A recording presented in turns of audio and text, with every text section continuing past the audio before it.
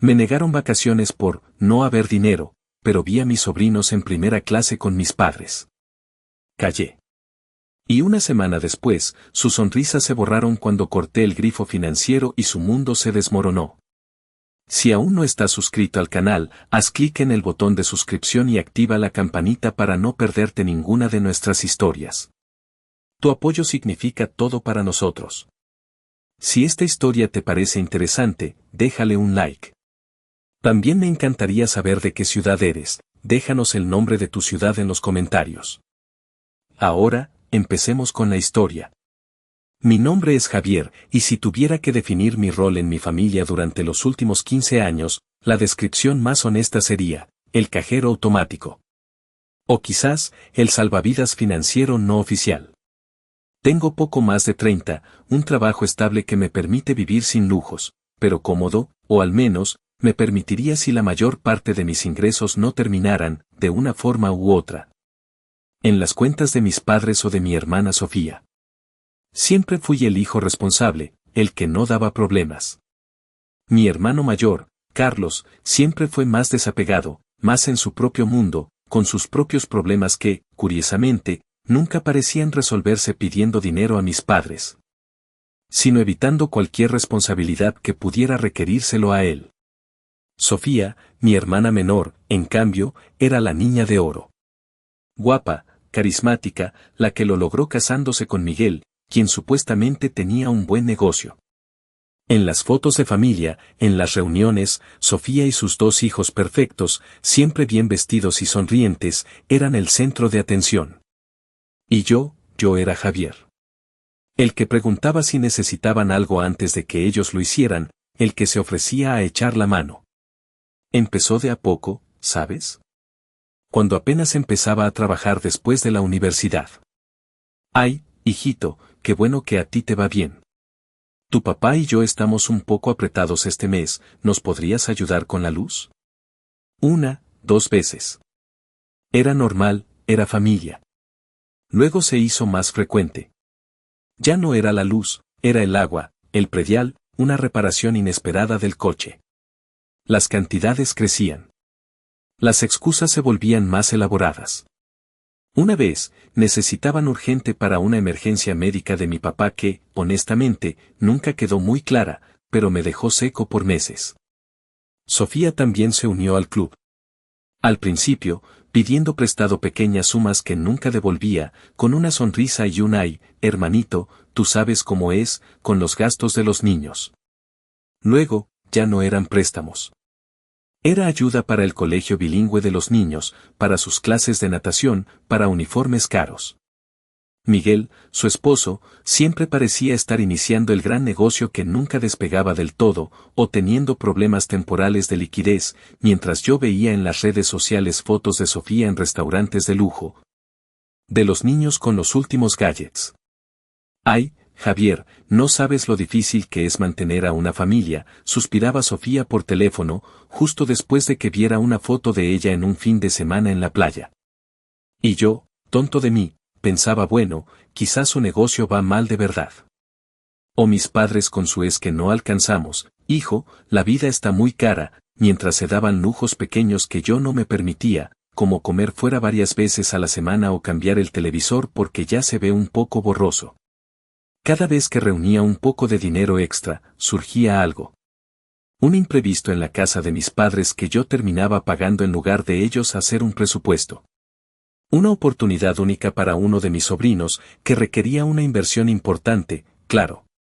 Yo veía mis ahorros para el enganche de un departamento o para el viaje con el que siempre soñé, menguar mes a mes. Tuve que cancelar un curso de fotografía que me apasionaba porque mis padres necesitaron urgente para una supuesta multa fiscal. Me quedé con mi coche viejo, posponiendo indefinidamente el cambio que necesitaba, porque Sofía necesitaba ayuda para un campamento de verano carísimo para sus hijos. Siempre estaba ahí. Siempre dispuesto a echar la mano. Y ellos siempre lo esperaban. Qué suerte tienes, Javier, tan independiente, sin todas estas responsabilidades, me decía mi mamá con una sonrisa, justo después de pedirme el dinero del mes. ¿Suerte? Lo llamaban suerte. Yo lo llamaba vivir al día para sostener la fachada de otros. El sueño de viajar, de ver el mundo, de escapar de esta rutina asfixiante, se convirtió en una obsesión silenciosa. Empecé a ahorrar de nuevo, con más determinación, pero también con más sigilo. Esta vez, no le dije a nadie. Encontré una oferta increíble para un viaje a Tailandia. Era el viaje de mi vida. Pagué cada centavo con mis propios ahorros, el resultado de apretarme el cinturón al máximo. Mi único acto de egoísmo en años. Sentí una mezcla de emoción y una pequeña punzada de culpa. Pero me dije, es mío. Lo he ganado. Nadie lo sabe. Nadie me lo puede pedir. Justo una semana antes de irme, mi mamá llamó. La misma historia, pero la cantidad era mayor. La hipoteca, dijo. Si no pagaban una suma considerable ya, habría problemas serios. Puso un tono de drama que me hizo dudar. ¿Problemas serios? Suspiré. Miré la pantalla de mi computadora, con la confirmación de mi vuelo a Tailandia abierta. Una última vez, me dije. La última. Transferí el dinero, sintiendo como una parte de mi sueño se iba por el desagüe una vez más. Pero esta vez, era diferente. Ya tenía mi boleto en la mano. Después de esto, sería libre. O eso pensaba yo. Llegó el día del viaje. La maleta lista, el pasaporte en mano, una mezcla de agotamiento por todo lo anterior y una emoción reprimida por la aventura que me esperaba. Conduje al aeropuerto, el nudo en el estómago no era solo por volar 12 horas, sino por la sensación de finalmente estar haciendo algo solo para mí, algo que mi familia desaprobaría si lo supiera. No porque fuera peligroso, sino porque era desperdiciar dinero en lujos en lugar de dárselo a ellos. Llegué a la terminal internacional, enorme, bulliciosa. Me uní a la fila de check-in de clase económica para mi aerolínea. La fila era larga, la gente cansada. Saqué mi teléfono para distraerme, revisando por enésima vez mi itinerario. Estaba absorto, sintiendo ese cansancio previo a un viaje largo, cuando escuché risas. Risas fuertes, reconocibles, un poco chillonas. Risas que no esperaba oír hasta mi regreso. Me congelé. Levanté la cabeza. Mi corazón dio un vuelco doloroso. Ahí estaban. A unos 50 metros de mí, en la fila de abordaje prioritario. Mis padres, Elena y Roberto. Mi hermana Sofía, con un vestido que se veía carísimo. Su esposo, Miguel, con un reloj brillante en la muñeca. Y mis sobrinos, corriendo alrededor, luciendo ropa deportiva de marca. Estaban relajados, felices, riendo. ¿Abordaje prioritario? ¿Ellos? ¿Justo mis padres que una semana antes me habían dicho que no tenían dinero para la hipoteca? ¿Justo Sofía que siempre decía que no llegaban a fin de mes con los gastos de los niños? No podía moverme. Sentí una punzada de incredulidad, luego un calor que subía por mi cuello. ¿A dónde iban? ¿En qué clase? La fila de abordaje prioritario estaba justo al lado de la de primera clase y clase ejecutiva. Parecían listos para entrar en cualquier momento. Sentí la necesidad instintiva de esconderme. Me moví discretamente detrás de una columna grande, mi maleta a mis pies, mi respiración agitada. No quería que me vieran. No así. Pude escuchar fragmentos de su conversación. Mi mamá, con su voz melosa pero audible, dijo, «Ay, qué viaje tan bonito, ¿verdad? Lástima que Javier no pudo venir». La escuché suspirar, y por un segundo, una diminuta parte de mí pensó quizás si es una lástima, quizás se sienten mal. Pero entonces, escuché a Sofía reírse. No una risa amable. Una risa corta, burlona. «Ay, por favor, mamá. ¿Javier aquí? Si ni siquiera cabría en estos asientos». Y Miguel añadió, con una risa gutural, «Sí, que se quede trabajando para pagar nuestras cosas, ¿verdad? Para eso sirve». El aire se me fue de los pulmones. No fue solo la burla. No fue solo la confirmación de que no tenían dinero para mí, pero sí para un viaje de lujo para ellos. Fue la crudeza de esas palabras. Él ni siquiera cabría. para eso sirve. Era la validación de mi peor temor, me veían como un medio, no como un fin. No como una persona, sino como una herramienta financiera. Y se burlaban de mí por ello. Observé, paralizado, como la agente de la aerolínea los llamó. Dieron sus pases de abordar. Los vi sonreír, recoger sus bolsos de mano. Sofía llevaba uno de diseñador que reconocí de una revista carísima. Caminaron hacia el túnel de abordaje, hacia la cabina de primera clase, riendo y charlando, ajenos a mi presencia, ajenos al mundo, ajenos al hecho de que acababan de destrozar mi alma. No dije una palabra. No salí de mi escondite. Me quedé ahí, viendo cómo mi familia, la gente que supuestamente me amaba, desaparecía en la opulencia que decían no tener, después de haber drenado mis ahorros para emergencias, después de haberme hecho posponer mis sueños. Mientras se reían de mí y de mi lugar en su vida. Cuando ya no los vi, cuando la fila de abordaje prioritario se vació, salí de detrás de la columna. Las lágrimas picaban en mis ojos, pero no iba a dejarlas caer ahí. Mi vuelo a Tailandia fue llamado poco después. Abordé mi asiento de clase económica, apretado entre otros pasajeros. El cansancio, la emoción, la culpa, todo se había evaporado, reemplazado por una rabia helada y una determinación inquebrantable. El viaje de mis sueños acababa de empezar, pero el sabor de la victoria personal se había tornado amargo, amargo como la traición. Los primeros días en Tailandia fueron una tortura extraña. Caminaba por templos antiguos, veía paisajes de postal, probaba comida increíble, pero todo se sentía sordo. Las imágenes del aeropuerto se repetían en mi cabeza en un bucle interminable. La risa de Sofía, la voz de Miguel, la supuesta lástima de mi madre. Cada rincón hermoso que veía, cada experiencia nueva, estaba empañada por la rabia. Me sentaba por las noches en el balcón de mi hotel modesto, viendo las luces de la ciudad exótica, y en lugar de sentir asombro, sentía la bilis subir por mi garganta. ¿Cuántas veces me habían hecho sentir culpable por querer gastar mi propio dinero? ¿Cuántas veces pospuse mis propios sueños porque ellos tenían una emergencia? ¿Cuántas veces les di dinero que con esfuerzo había ahorrado, dinero que podría haber usado para construir mi propio futuro, para mi propio bienestar? Y la respuesta siempre fue, demasiadas. Empecé a pensar con una claridad que nunca antes había tenido. No eran solo mala suerte. No eran solo apretados. Eran irresponsables, aprovechados y, lo peor de todo, desagradecidos y crueles. Me di cuenta de que la única razón por la que yo era el buen hijo era porque era el que pagaba. Carlos era el desapegado, Sofía la favorita, y yo era el recurso. La billetera. El tonto que siempre estaba ahí.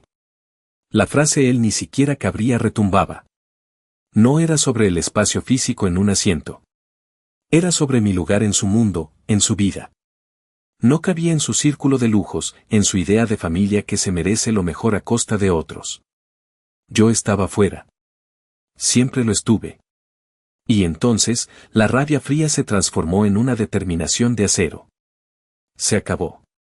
Había aguantado por un sentido equivocado del deber, por la esperanza tonta de que si daba lo suficiente, quizás algún día me verían de verdad, me incluirían, me valorarían.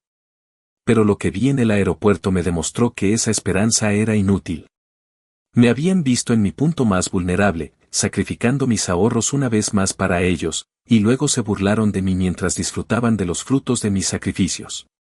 Decidí algo fundamental, cortaría el grifo. Dejaría de ser su red de seguridad. Su cajero automático. No les daría un centavo más. No les ayudaría con más emergencias. No me sentiría culpable por vivir mi propia vida. Esta decisión no fue impulsiva, fue el resultado de años de resentimiento acumulado y la catálisis de una traición brutal. Era una decisión consciente, dolorosa pero necesaria. Durante el resto del viaje, la rabia no desapareció del todo, pero se mezcló con una creciente sensación de empoderamiento. Empecé a disfrutar más las cosas, a sentir que cada dólar que gastaba en esa experiencia era un acto de reafirmación, de reclamar mi vida. Hablé con Ricardo, mi mejor amigo. Le envié un mensaje, luego lo llamé por videollamada. No le conté todo lo del aeropuerto de inmediato, era demasiado difícil de articular, demasiado humillante. Le dije que había tenido un problema familiar grave justo antes de irme, algo que me hizo darme cuenta de muchas cosas.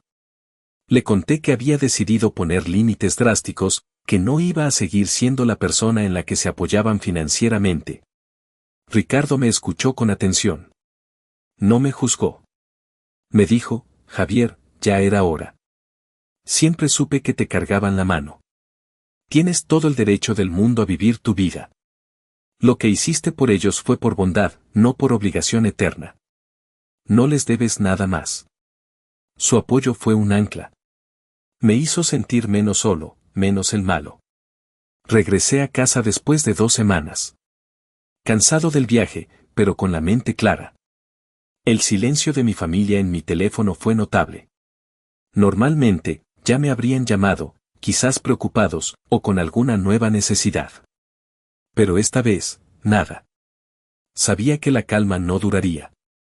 Sabía que la primera petición de dinero estaba a la vuelta de la esquina. Y yo estaba listo. No tuve que esperar mucho. Apenas me estaba acostumbrando de nuevo a mi rutina, deshaciendo la maleta, cuando sonó el teléfono. Era mi mamá, Elena. Respiré hondo antes de contestar. Quería mantener la calma. No iba a gritar, no iba a perder los estribos. Mi fuerza estaría en mi serenidad y en la verdad. Ay, hijito. Qué bueno que contestas. ¿Cómo te fue en tu viajecito? Empezó con su tono meloso habitual, un poco demasiado forzado. Bien, mamá. Me fue bien, respondí, mi voz plana, sin emoción. Ay, qué bueno, continuó, sin hacer ninguna pregunta genuina sobre mi experiencia. El preámbulo fue corto. Oye, mijo, es que tu papá y yo estamos con un problema serio. ¿Te acuerdas que te habíamos dicho de la hipoteca? Aquí vamos, pensé. Directo al grano, como siempre. Sí, me acuerdo. Les mandé dinero la semana antes de irme, ¿no alcanzó? No, hijito, es que la situación está muy difícil, no sabes. Y surgieron otros gastos, y el banco, están poniendo las cosas muy complicadas. Necesitamos otra cantidad, una buena suma, para ponernos al corriente. Es urgente, Javier, si no. Su voz empezó a temblar, el drama se instaló. Dejé un silencio largo. Podía oír su respiración al otro lado. Luego, hablé. Mi voz era baja, pero clara. Mamá, no voy a darles dinero. Hubo un silencio atónito al otro lado. No era el silencio de la tristeza, sino el de la incredulidad absoluta. ¿Cómo que no, Javier? Pero si es la casa. ¿Es tu casa también? No, mamá, no es mi casa. Es su casa. Y no les voy a dar dinero. Ya no más. ¿Pero por qué, hijito? ¿Qué te pasa? ¿Estás enojado por algo? La confusión en su voz sonaba casi genuina, lo cual me pareció increíblemente hipócrita. Sí, mamá, sí estoy enojado. Estoy enojado porque me mienten. Estoy enojado porque me usan. Estoy enojado porque creen que soy tonto. Solté las palabras, sin prisa. ¿De qué hablas, mijo? Mentir. ¿Usar? Nosotros nunca. La interrumpí, mi voz aún tranquila pero con un filo de acero. Hablo del aeropuerto, mamá. Silencio total. El aire se cortó. Continué. Los vi en el aeropuerto. A ti, a papá, a Sofía, a Miguel, a los niños. Los vi en la fila de abordar de primera clase. Hubo un tartamudeo. Javier, eso fue diferente. ¿Diferente? ¿En serio? ¿Es diferente tener dinero para volar en primera clase a un destino caro, justo después de decirme que no tienen un centavo para la hipoteca? ¿Es diferente reírse y decir que yo ni cabría en ese mundo? Porque yo los oí, mamá. Oí lo que dijo Sofía, lo que dijo Miguel. Oí cómo se rieron de mí, del tonto que siempre los ayuda. Mi mamá empezó a hablar rápido, nerviosa. Javier, eso no es lo que oíste. Fue un malentendido. Eran puntos de viajero, una oferta única que Sofía encontró. No fue un viaje caro, no fue como piensas. Sus excusas sonaban huecas, desesperadas. No me mientas más, mamá. Vi la ropa que llevaban, vi el reloj de Miguel, oí cómo se reían. No importa cómo lo pagaron, lo que importa es que tenían para eso, o acceso a eso, mientras me pedían dinero para no perder su casa. Lo que importa es lo que dijeron de mí. ¿Cómo me ven? Mi voz se quebró ligeramente por la emoción, pero la controlé. Pero Javier, somos tu familia. La familia se ayuda. Después de todo lo que hemos hecho por ti. El tono cambió de la negación a la culpabilización intensa. Todo lo que han hecho por mí, repetí, una risa amarga escapando de mis labios. ¿Cómo que, mamá? ¿Criarme? Eso es lo que los padres hacen. ¿Pedirme dinero sin parar por 15 años? ¿Mentirme? ¿Reírse de mí a mis espaldas? Sí, han hecho mucho por mí, punto. Eres un egoísta, gritó, abandonando toda pretensión. Un desagradecido.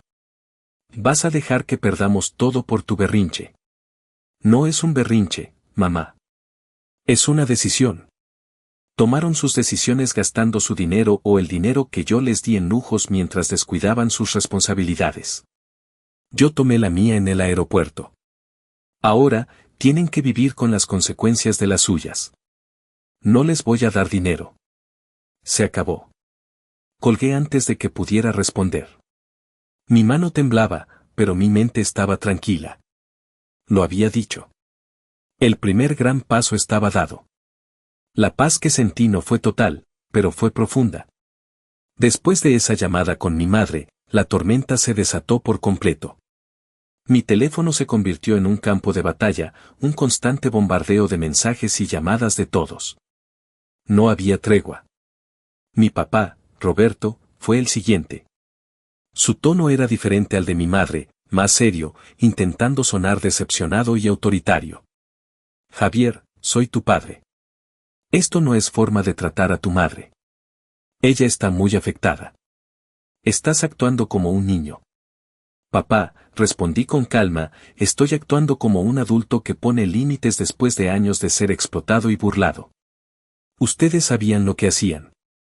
¿Explotado? No seas dramático. Te dimos un techo, comida, todo. Y así nos pagas. Un hijo ayuda a sus padres. La vieja cantaleta del deber filial. Sí, un hijo ayuda. Y yo he ayudado.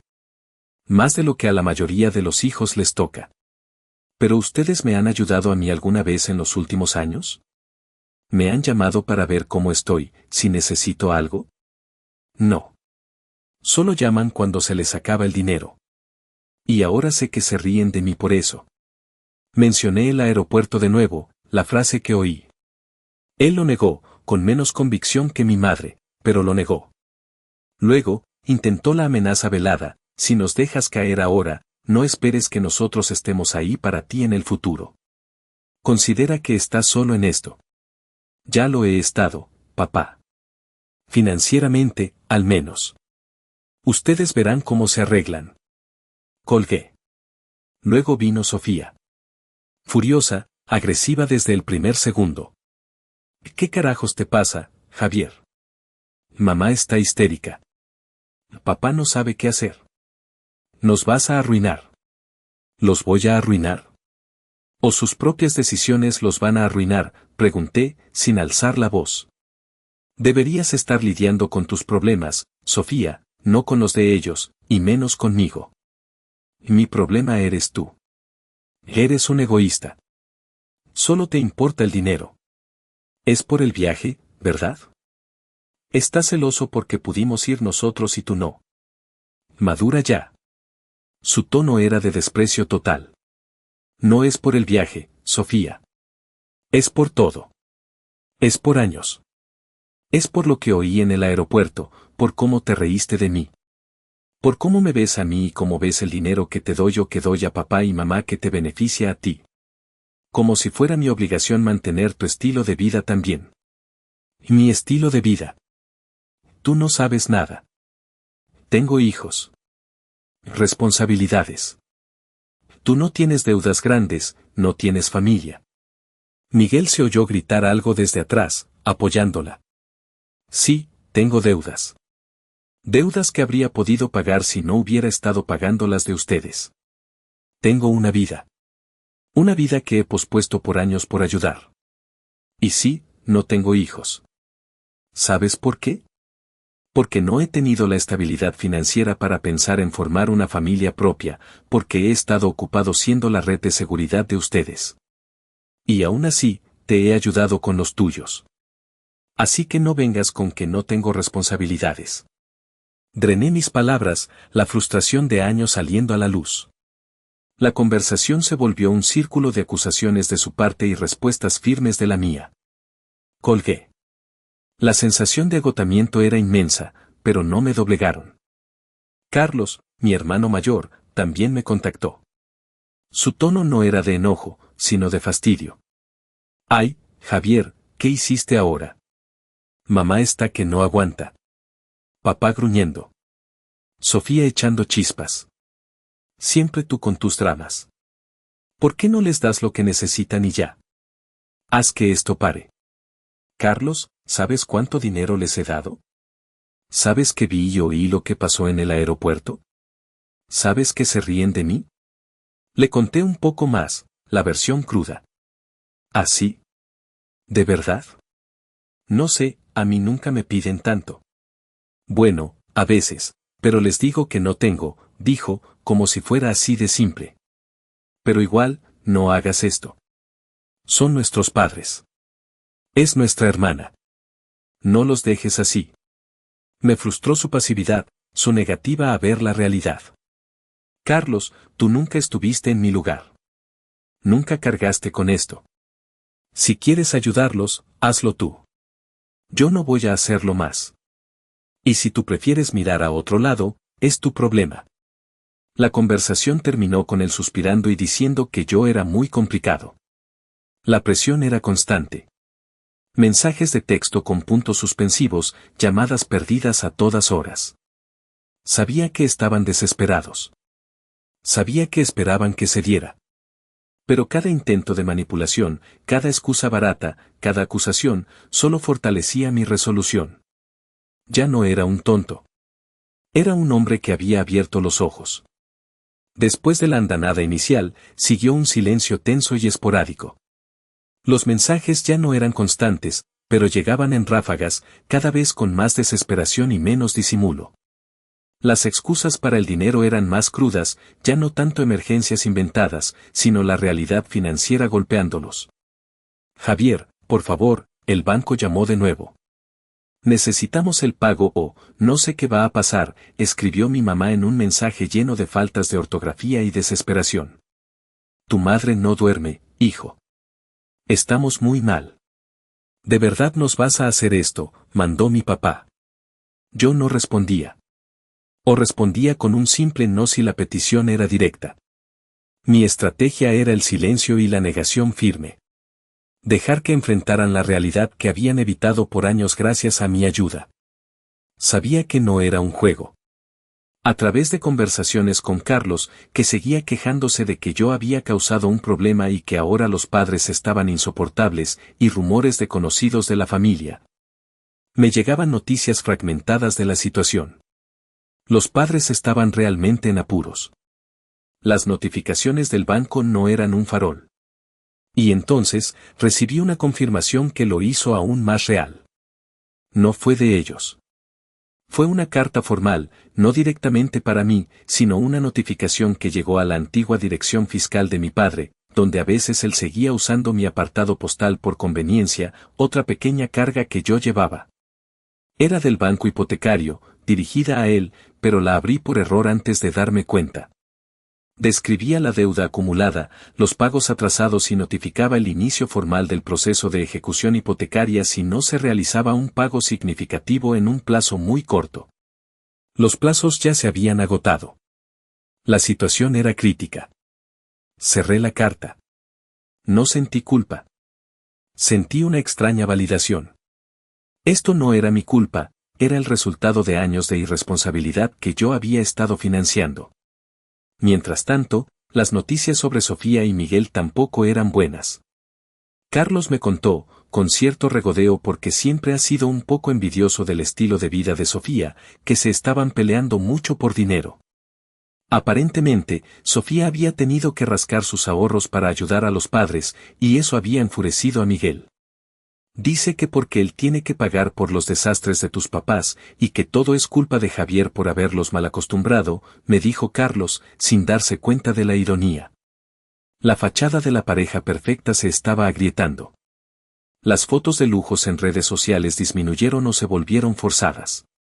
La presión final llegó en forma de un último intento desesperado. Mi mamá llamó una tarde, su voz un mar de lágrimas genuinas esta vez. Javier, por favor, te lo ruego, el banco, es mañana la fecha límite. Nos van a quitar la casa si no pagamos. No tenemos a nadie más. Por favor, hijo. Una última vez. Solo esta vez. Prometemos. Esa frase. Una última vez. ¿Cuántas veces la había oído? Era el mantra de la manipulación. La última vez que necesité ayuda con la luz, la última vez que necesité para la escuela, la última vez para el coche, la última vez para la emergencia médica, la última vez para la hipoteca antes del viaje. Siempre era la última vez, hasta la siguiente. Respiré hondo. Sentí una punzada de lástima por la mujer desesperada al otro lado de la línea, pero la imagen del aeropuerto, la risa, las palabras, la carta del banco, la frustración de años, todo eso lo superó. Mamá, dije, mi voz tranquila pero inquebrantable. ¿Oíste lo que te dije? Oí lo que ustedes dijeron de mí. Vi lo que vi. Esto no es un juego para mí. Es mi vida que he pasado ayudándolos mientras ustedes vivían, de otra manera. Tuvieron tiempo. Tuvieron oportunidades. Tuvieron mi ayuda por años. Ahora, no más. Las súplicas se volvieron gritos, luego insultos, luego una mezcla incoherente de desesperación y rabia. ¿Cómo puedes ser tan cruel? Tan frío. Eres peor que un extraño. Después de que te dimos la vida. Así nos pagas. Me dieron la vida, sí. Y yo les di mis ahorros, mi tiempo, mi tranquilidad por la mitad de la mía. Ya pagué con creces. Te odio, Javier. Te odio por esto. Esa fue la última cosa que escuché antes de colgar. Y esta vez, no hubo punzada de culpa. Hubo una calma fría y una convicción absoluta. Era el fin. Ellos habían cruzado la línea hace mucho tiempo. Yo simplemente estaba cerrando la puerta. Después de la última conversación dramática, el silencio fue casi total. Un silencio diferente al anterior. No de espera, sino de derrota o quizás de la necesidad de reagruparse para el próximo ataque. Yo seguí con mi vida, disfrutando de la inusual paz financiera. Puse al día mis propias deudas, empecé a ahorrar de verdad para mis metas. Pequeñas victorias, como poder comprar ropa sin pensar si ese dinero podría ir a una emergencia, o salir a cenar con Ricardo sin sentirme culpable. Carlos seguía siendo mi fuente involuntaria de noticias. Llamaba quejándose de que ahora sus padres lo molestaban a él, aunque por mucho menos dinero que a mí, y de los pleitos constantes entre Sofía y Miguel por la situación. Me contó que la hipoteca finalmente no se pagó a tiempo y que el proceso legal estaba avanzando. Parecía que la casa familiar estaba realmente en riesgo. Y entonces, algo inesperado sucedió. Recibí un mensaje en una red social de alguien que apenas conocía, Valeria. Era una amiga de Sofía, o al menos, parte de su círculo social. Nos habíamos visto en algunas reuniones familiares o eventos sociales, pero nunca habíamos hablado realmente. Me sorprendió que me contactara. Hola Javier, soy Valeria, amiga de Sofía. Espero no te moleste que te escriba. Necesito hablar contigo sobre algo. Es complicado. Sentí curiosidad. ¿Qué querría una amiga de Sofía de mí? ¿Sería otro intento de manipulación? Me arriesgué. Hola Valeria. No me molesta. ¿Qué pasa? Valeria dudó, sus mensajes venían con pausas. Mira, sé que has tenido problemas con tu familia. Y he oído cosas que Sofía ha dicho, y no me parece justo. Mi interés se disparó. ¿Qué cosas, Valeria? Ella, bueno, en un grupo de chat que tenemos, ha estado hablando mucho de ti. Se pinta como la víctima, dice que los abandonaste sin razón, que eres cruel, egoísta, que solo te importa el dinero. Dice cosas horribles, de verdad. Una parte de mí no se sorprendió. Ya esperaba que me estuvieran difamando. Pero escuchar que tenía pruebas. Valeria, ¿por qué me dices esto? Quería entender su motivación. Porque, no sé. Conozco a tus padres, a Sofía, y conozco un poco tu historia, como siempre los has ayudado. Y ver lo que ella escribe, la falta de respeto, la forma en que se burla a veces. Me parece increíblemente injusto. No creo que merezcas lo que está diciendo. Y creo que deberías saberlo. Dijo que se estaba distanciando de Sofía porque no soportaba su actitud ni sus constantes quejas y dramas. Parece que mi decisión de cortar lazos no solo afectó a mi familia, sino que también expuso grietas en las relaciones de Sofía. ¿Tienes pruebas de lo que dices?, pregunté, sintiendo una mezcla de aprensión y necesidad. Sí, respondió. Tengo capturas de pantalla. No de todo, pero sí de las partes más feas. ¿Quieres que te las envíe? Mi corazón latía fuerte. Esto era la confirmación irrefutable. La verdad al desnudo. Sí, por favor, Valeria. Te lo agradecería mucho. Me envió una serie de imágenes. Eran conversaciones de un grupo de WhatsApp llamado Chicas Desahogo o algo así. Y leer esas palabras fue como recibir una bofetada tras otra. Ahí estaba Sofía, quejándose amargamente de mí. Javier es un idiota. Nos está haciendo esto a propósito. Solo quiere vernos sufrir. Se cree mucho ahora porque viajó, usando comillas, pero no es nadie sin nosotros pidiéndole dinero. Dice que nos ayudaba, por favor. Era su obligación, él no tiene a nadie más. Se ríe de que tengamos problemas, estoy segura. Qué asco de persona. Miguel dice que todo esto es culpa de Javier por haberlos malacostumbrado, y ahora nosotros pagamos. Es tan injusto. Incluso había un mensaje donde, en medio de una queja, repetía casi palabra por palabra la frase del aeropuerto, con emojis de risa. Dice que nos vio en primera, qué chismoso. Le dije a Miguel que ni cabría, jaja. Sentí náuseas. No solo por las palabras, sino por la absoluta falta de autoconciencia, de gratitud, de humanidad. Se veían a sí mismas como víctimas, a mí como el verdugo, y mi único crimen era dejar de ser su fuente de ingresos inagotable. La risa sobre Johnny Cabría no era una broma inocente, era un desprecio profundo por mi persona, una forma de justificar su explotación. Valeria me escribió de nuevo. ¿Ya las viste?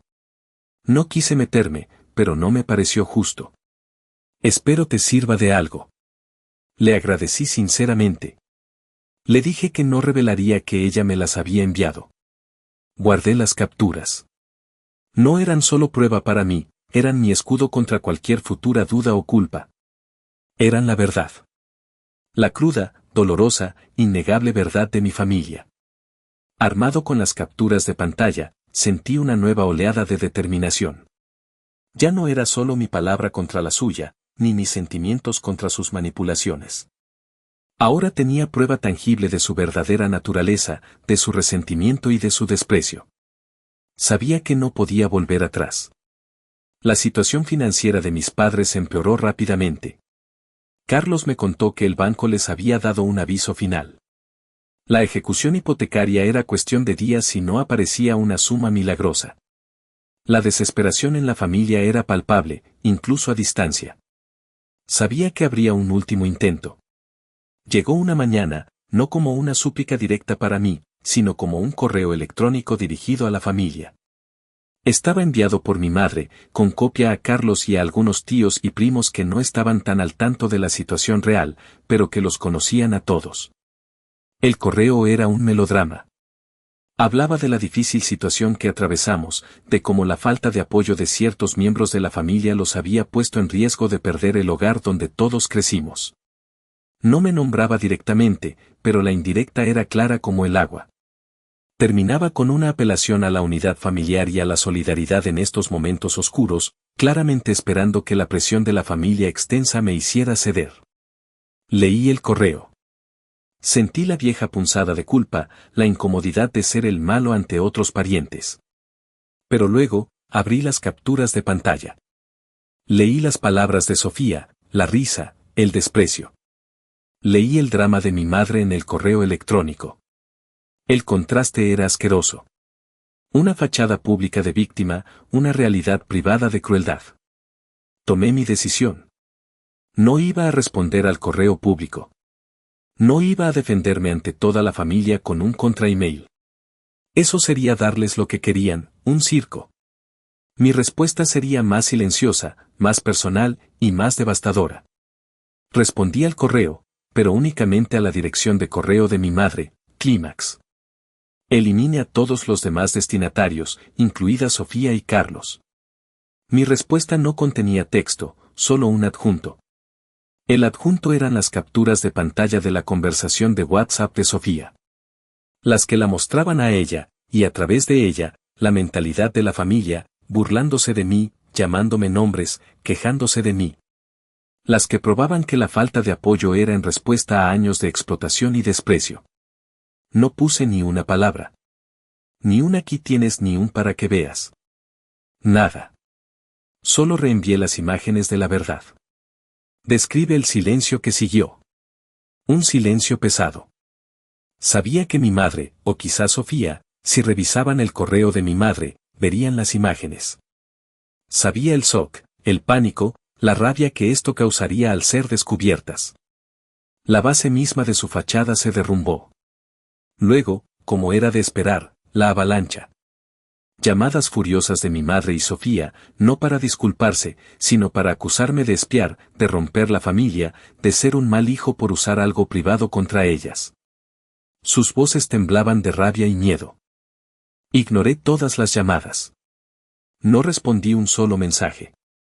Ya había dicho lo que tenía que decir, de la forma más contundente posible. Mi verdad no necesitaba palabras, solo pruebas. Poco después, la consecuencia financiera final se hizo pública, la caída visible. Carlos me llamó, su voz sombría. El banco había ejecutado la hipoteca. Habían perdido la casa familiar. Tuvieron que mudarse a un pequeño apartamento alquilado, de forma temporal, mientras averiguaban qué hacer. La noticia corrió rápido entre la familia extensa. El drama que mis padres habían intentado usar para manipularme se había convertido en su cruda realidad. No sentí alegría. Sentí una mezcla compleja de tristeza por el final de una era, la casa donde crecí, a pesar de todo, y una sombría satisfacción por la justicia poética.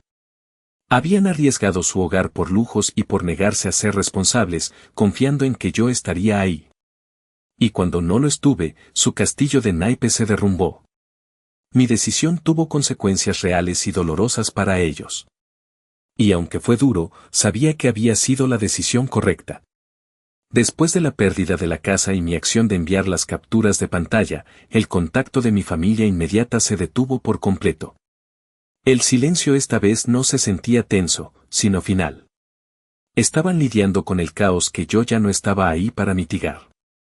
Las noticias me llegaban a través de Carlos, quien seguía en contacto con los padres, a regañadientes, y con Sofía. La vida de mis padres se había reducido drásticamente. Vivían en un apartamento mucho más pequeño, quejándose constantemente de todo.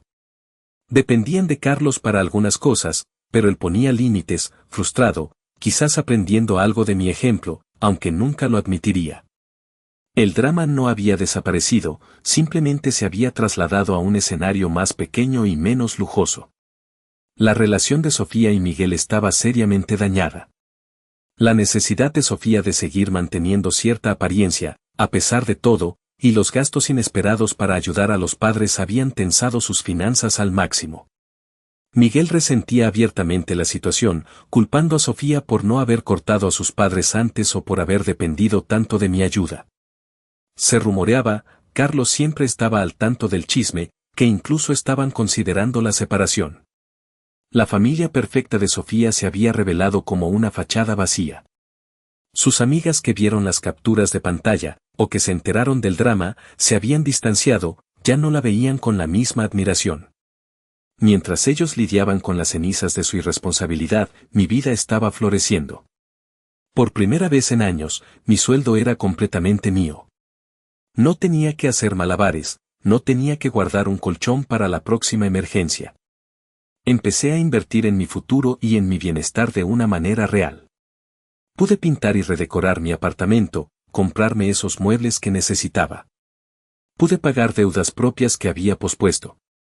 Lo más liberador fue poder gastar mi dinero en cosas que me hacían feliz, sin sentir la culpa de debería estar dándoselo a ellos. Me compré esa cafetera de espresso de alta gama que había deseado. Empecé a tomar clases de algo que me interesaba desde hacía tiempo. Y volví a viajar. No esperé años. Planifiqué otro viaje, esta vez a Japón, un destino que siempre me fascinó. Pagué cada detalle, cada experiencia, con una sensación de logro inmensa. Disfruté cada minuto sin una llamada pidiendo dinero, sin un mensaje que me hiciera sentir culpable por estar viviendo mi vida. Era la verdadera libertad financiera y emocional. Mi relación con Ricardo se fortaleció. Era bueno tener a alguien con quien hablar, que entendiera, o al menos validara, mi perspectiva. Él me recordó que no tenía que sentirme culpable por lo que había pasado, mis padres y mi hermana habían tomado sus propias decisiones. A pesar de todo el drama y el dolor, sentía una profunda paz.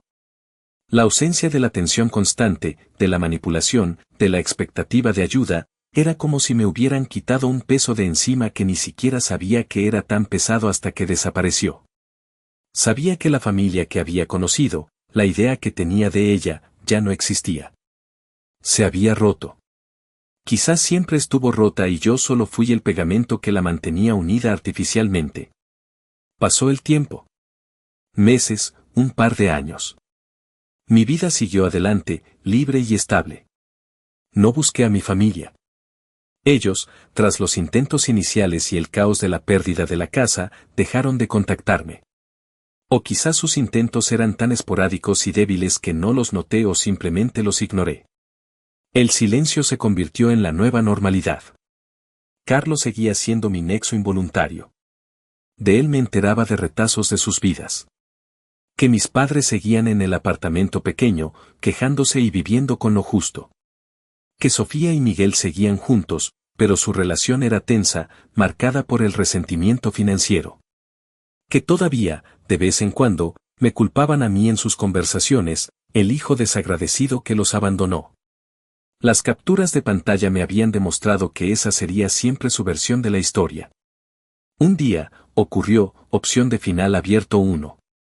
Estaba en el centro comercial, haciendo unas compras. Caminando por uno de los pasillos, los vi. A mis padres. Caminaban despacio, mi papá un poco encorvado, mi mamá con el ceño fruncido. Se veían más viejos, cansados, marcados por las dificultades. No llevaban la ropa que solían usar, se veían ordinarios. Nuestros ojos se encontraron a unos metros de distancia. Se detuvieron en seco. Su sorpresa era evidente. En sus rostros vi una mezcla de shock, quizás una pizca de tristeza y el viejo resentimiento. Yo no sonreí. No fruncí el ceño. Solo los miré. Supongo que yo también me veía diferente. Más tranquilo, más seguro, quizás con un aura de paz que ellos no tenían. Fue un momento congelado en el tiempo. El hijo que se fue y los padres que se quedaron con las consecuencias. Ninguno de los tres dijo nada. El pasillo del centro comercial, lleno de gente, se sintió extrañamente vacío. Después de unos segundos que parecieron una eternidad, ellos desviaron la mirada primero. Mi papá tosió, mi mamá bajó la cabeza. Empezaron a caminar de nuevo, lentamente, rodeándome para seguir su camino. Yo seguí el mío. No me detuve. No los llamé. Ellos tampoco. Ese breve encuentro lo dijo todo y no dijo nada. Mostró el abismo que se había abierto entre nosotros. Sus vidas de lucha, mi vida de libertad recién encontrada. Otra vez, recibí un mensaje inesperado, opción de final abierto 2. No era un número conocido. Era un texto corto. Javier, es mamá. Sé que estás enojado. Pero tu papá no está bien. Necesitamos ayuda con los gastos médicos. ¿Puedes, por favor? Leí el mensaje. La misma táctica. La misma manipulación disfrazada de necesidad. La misma falta de disculpa, de reconocimiento de su parte en todo. No respondí. No lo bloqueé. Simplemente, borré el mensaje. Como borrar el polvo de algo que ya no quieres que te afecte. La historia de mi familia terminó para mí en aquel aeropuerto, confirmada por unas capturas de pantalla y sellada por la pérdida de su casa. No sé qué será de ellos. Quizás Carlos seguirá ayudando a regañadientes. Quizás Sofía y Miguel superarán sus problemas o se separarán. No es mi problema, ya no. Aprendí a un precio muy alto que la familia no siempre es un lazo incondicional. A veces, es una transacción. A veces, es un ancla que te hunde si no te atreves a cortarla. Me arrepiento de haber perdido tantos años, tanto dinero, tanta energía. Pero no me arrepiento de la decisión que tomé. Me salvó a mí mismo. Ahora, miro hacia adelante. Construyo mi propia vida, mi propio futuro, basado en mi esfuerzo, no en la obligación impuesta. La paz que tengo vale más que todo el dinero del mundo. El camino fue solitario y doloroso, pero me llevó a la libertad. Y eso, al final, lo es todo. ¿Fui cruel? ¿Fui egoísta? Quizás algunos dirán que sí. Pero yo creo que fui valiente. Fui justo conmigo mismo. Y esa es la única justicia que pude encontrar.